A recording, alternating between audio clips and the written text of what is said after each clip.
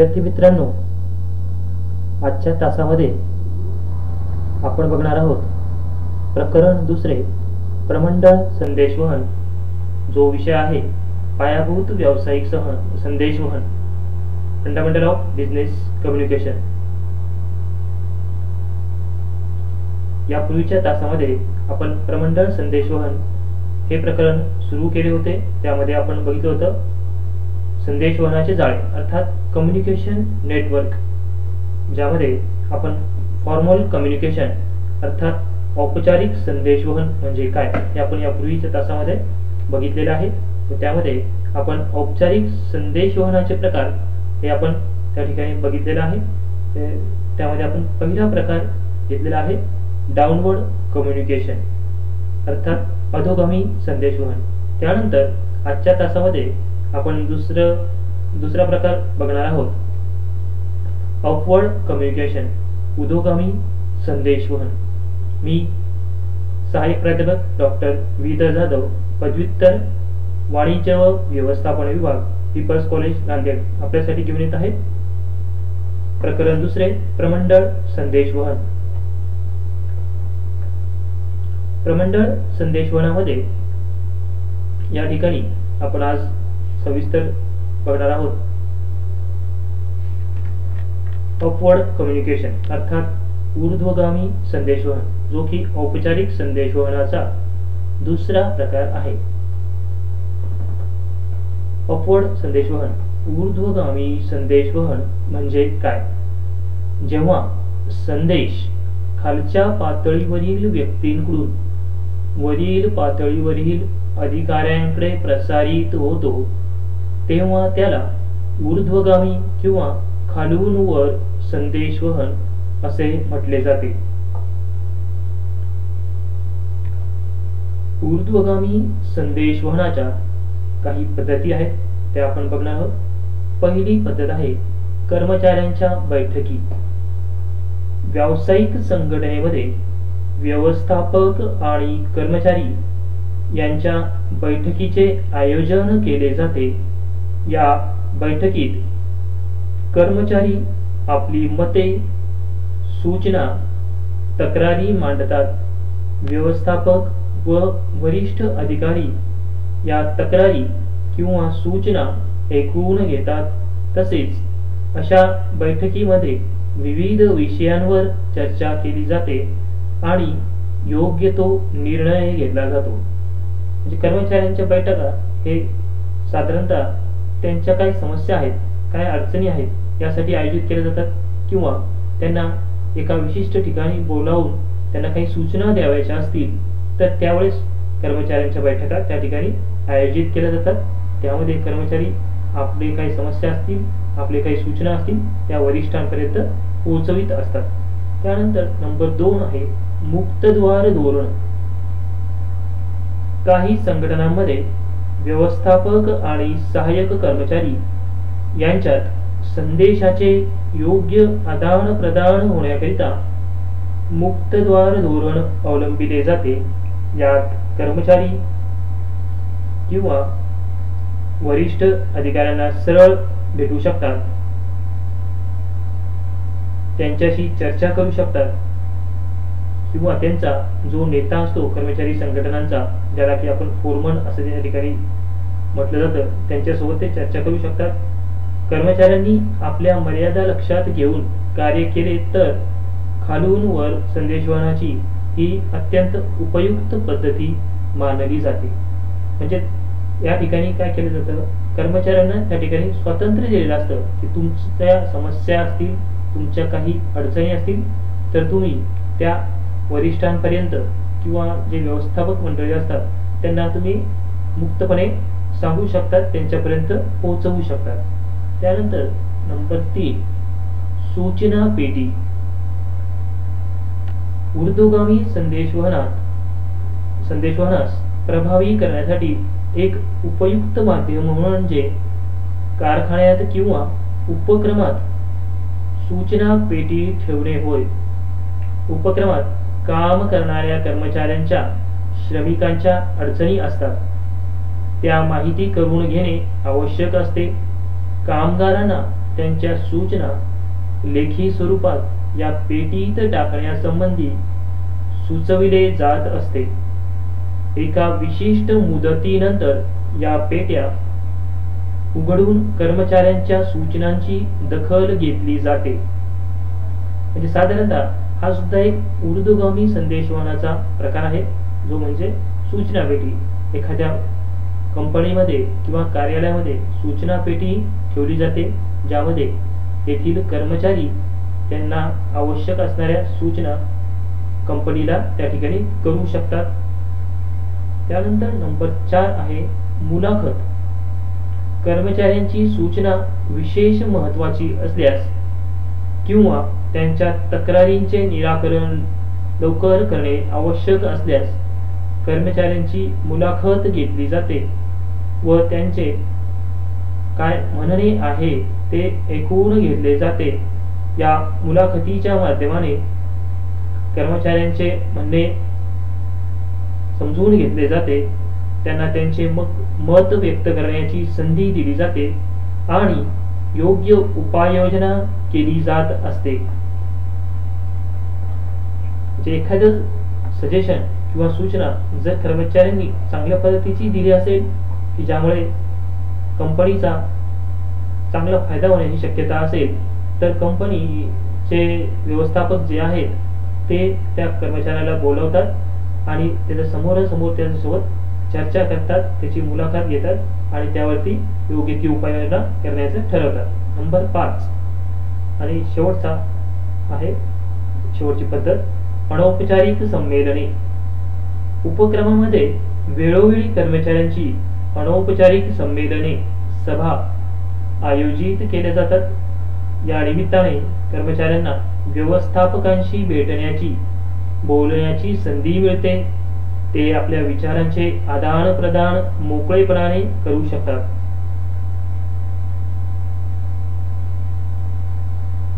त्यानंतर आपण या ठिकाणी बघणार आहोत ऊर्ध्वगामी संदेशवहनाचे फायदे, ॲडव्हांटेजेस ऑफ अपवर्ड कम्युनिकेशन.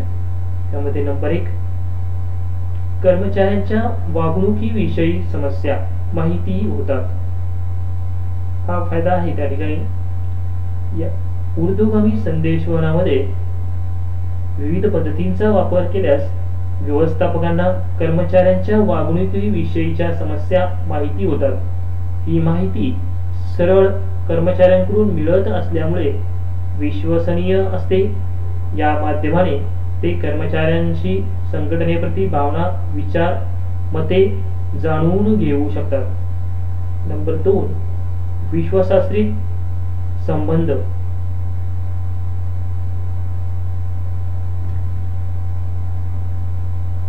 ऊर्ध्वगामी संदेशवहनामध्ये कर्मचारी आपल्या भावना, विचार, मते व्यवस्थापकांसमोर मांडतात. व्यवस्थापक ते ऐकून घेतात, समजून घेतात आणि त्यानुसार निर्णय घेतात. त्यामुळे कर्मचारी आणि व्यवस्थापक यांच्यामध्ये परस्पर विश्वासाचे संबंध प्रस्थापित होतात आणि कर्मचाऱ्यांच्या हिताचे रक्षण होते. नंबर 3, कर्मचाऱ्यांना प्रोत्साहन.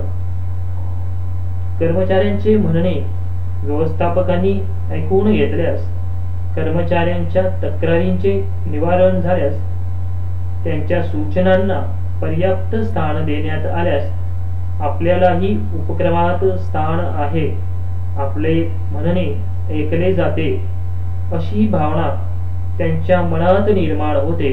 ते अभिप्रेरित होतात आणि आपले काम जास्त कार्यक्षमतेने, योग्य जबाबदारीने करण्यास प्रोत्साहित होतात.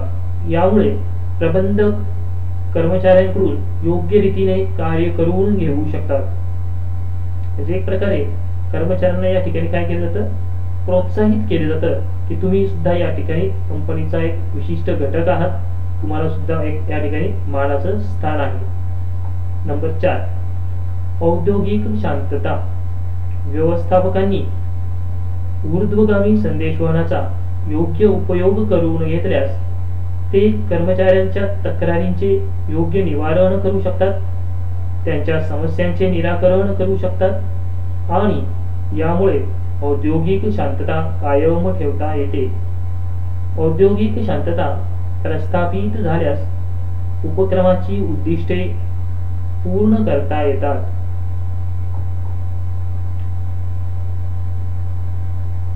त्यानंतर आहे ऊर्ध्वगामी संदेशवहनाच्या समस्या. प्रत्येक ठिकाणी काही ना काही फायदे तोटे असतात. त्या पद्धतीनेच ऊर्ध्वगामी संदेशवहनाला सुद्धा काही मर्यादा आहेत, काही समस्या त्या ठिकाणी आहेत. Problems of upward communication. Number 1, प्रबंधकांचा किंवा व्यवस्थापकांचा नकारात्मक दृष्टिकोन. ऊर्ध्वगामी संदेशवहन प्रक्रिया परिणामकारक ठरविण्यासाठी व्यवस्थापकांनी आपला दृष्टिकोन उदार ठेवावा लागतो. परंतु प्रत्यक्षात असे अनुभवास येते की व्यवस्थापक कर्मचाऱ्यांच्या समस्यांशी त्यांना काहीही घेणं देणं नसते. ते कर्मचाऱ्यांचे म्हणणे समजून घेत नाही, त्यांच्या समस्यांकडे दुर्लक्ष करतात, समस्या सोडविण्यासाठी विशेष काही प्रयत्न करीत नाहीत. अशा परिस्थितीत ऊर्ध्वगामी संदेशवहनाची प्रक्रिया प्रभावी ठरत नाही. नंबर 2, कर्मचाऱ्यात साहसी वृत्तीचा अभाव. कर्मचाऱ्यांच्या मनात आपण कर्मचारी आहोत, लहान आहोत, आपण अधिकाऱ्यांशी कसे भेटावे अशा प्रकारची हीन भावना असते. ते आपल्या वरिष्ठांना घाबरत असतात. त्यामुळे आपल्या सूचना किंवा समस्या वरिष्ठ अधिकाऱ्यांना सांगण्याचे साहस किंवा धाडस त्यांच्यात नसते. त्यांना अशी भीती देखील असते की आपण काही म्हटले आणि व्यवस्थापकांनी आपल्याला काढून टाकले तर अशा परिस्थितीत संदेशवहन प्रभावी होत नाही. म्हणजे एक प्रकारे कर्मचाऱ्यांमध्ये जर त्या ठिकाणी भीतीचं वातावरण असेल तर ते या संदेशवहन पद्धतीचा योग्य वापर करू शकत नाहीत. नंबर 3, लक्ष न देणे. अनेकदा कर्मचारी साहस करून आपल्या समस्या वरिष्ठ व्यवस्थापकांसमोर मांडण्याचे धाडस करतात, परंतु त्यांच्याकडे व्यवस्थापक दुर्लक्ष करतात, त्यांच्या समस्या ऐकून घेत नाहीत, त्यांचे विचार जाणून घेत नाहीत. त्यामुळे समस्या कायम राहतात. म्हणजे वरिष्ठ जे कनिष्ठ वर्गातील कर्मचारी असतात त्यांच्या समस्येकडे बऱ्याचदा जाणीवपूर्वक दुर्लक्ष करतात आणि याची जाणीव त्या कनिष्ठ कर्मचाऱ्यांना असते. त्यामुळे ते आपले म्हणणे किंवा आपल्या समस्या वरिष्ठांपर्यंत मांडण्याचं सोडून देतात. त्यानंतर आहे नंबर 4, सूड घेण्याची प्रवृत्ती.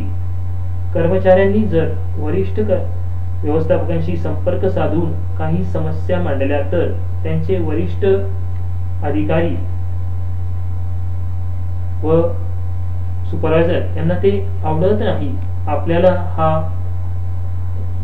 व्यक्ती आपल्या समस्या किंवा आपल्याविषयी तक्रार करण्यासाठी व्यवस्थापकांकडे गेला असल्याची त्यांना मनात खंत निर्माण होते व त्यांच्याविषयी त्यांना चीड निर्माण होऊन ते आपल्या कर्मचाऱ्यांकडून जास्तीचं काम करून घेतात व त्यांना त्रास देण्याचं प्रमाण त्या ठिकाणी वाढते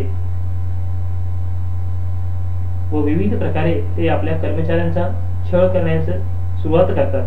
त्यामुळे बरेचसे कर्मचारी आपल्या वरिष्ठ जो सुपरवायझर आहे त्याच्या तक्रारी सुद्धा जे वरिष्ठ पातळीवरील व्यवस्थापक आहे त्यांना करण्याचे टाळतात. त्यानंतर आहे ऊर्ध्वगामी संदेशवहन प्रभावी होण्यासाठी आवश्यक बाबी. नंबर 1, योग्य वातावरण. सर्वप्रथम संदेशवहन क्रिया प्रभावी होण्यासाठी व्यवस्थापक आणि कर्मचाऱ्यांनी मिळून संघटनेत योग्य वातावरण निर्माण केले पाहिजे.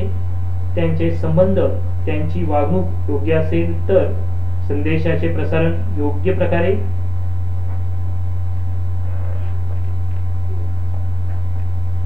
होणार नाही. त्यासाठी चांगल्या प्रकारचे संबंध असणं आवश्यक आहे. नंबर 2, उदार दृष्टिकोन. व्यावसायिक आणि व्यवस्थापकांमध्ये सहाय्यक कर्मचारी, कामगार इत्यादींची बाजू समजून घेण्याची वृत्ती असायला हवी. यासाठी व्यावसायिक व व्यवस्थापक यांचा दृष्टिकोन उदार असणे आवश्यक आहे. नंबर 3, तक्रारींचे निराकरण. व्यवस्थापकांनी कर्मचाऱ्यांच्या तक्रारी ऐकून घेतल्या पाहिजेत आणि त्या तक्रारींचे योग्य व जलद निराकरण करण्यासाठी उपाययोजना केल्या पाहिजेत, म्हणजे ज्यामुळे ऊर्ध्वगामी संदेशवहन प्रभावी ठरू शकेल. नंबर 4, पारितोषिके व प्रशंसा. कर्मचाऱ्यांनी योग्य सूचना केल्यास, नवीन कार्यपद्धती सुचविल्यास त्यांना पारितोषिक देऊन व त्यांची प्रशंसा करून त्यांचा सन्मान केला पाहिजे, म्हणजे ज्यामुळे तो व्यक्ती भविष्यात सुद्धा पुन्हा त्या प्रकारच्या मार्गदर्शक सूचना त्या ठिकाणी संस्थेला किंवा कंपनीला करू शकेल. त्यानंतर शेवटचे आहे औपचारिक यंत्रणा. कामगारांच्या तक्रारी सोडविण्यासाठी आणि त्यांच्या सूचना कार्यान्वित करण्यासाठी एक औपचारिक आणि कायम स्वरूपाची यंत्रणा व्यवसायात असली पाहिजे. म्हणजे जर ही यंत्रणा चांगल्या पद्धतीचे कार्य करत असेल तर त्या ठिकाणी ज्या समस्या आहेत त्या निर्माणच होणार नाहीत. त्या समस्या अगदी नगण्य असतील किंवा कमी होतील. यासाठी ऊर्ध्वगामी संदेशवहन प्रभावी होण्यासाठी या बाबी अत्यंत आवश्यक आहे. यानंतरच आपण दुसऱ्या तासामध्ये बघू. धन्यवाद. जर आपल्याला हा व्हिडिओ आवडला असेल तर आपण यूट्यूब लिंकला लाईक करा आणि त्या ठिकाणी सबस्क्राईब करा, म्हणजे जास्तीत जास्त तुम्हाला यापुढे येणारे व्हिडिओसुद्धा तुम्हाला मिळतील. रेग्युलरली नियमितपणे तुम्हाला ते व्हिडिओ बघायला मिळतील. त्यासाठी आपण जास्तीत जास्त या ठिकाणी सबस्क्राईब करा, बेल आयकॉनला क्लिक करा. थँक्यू.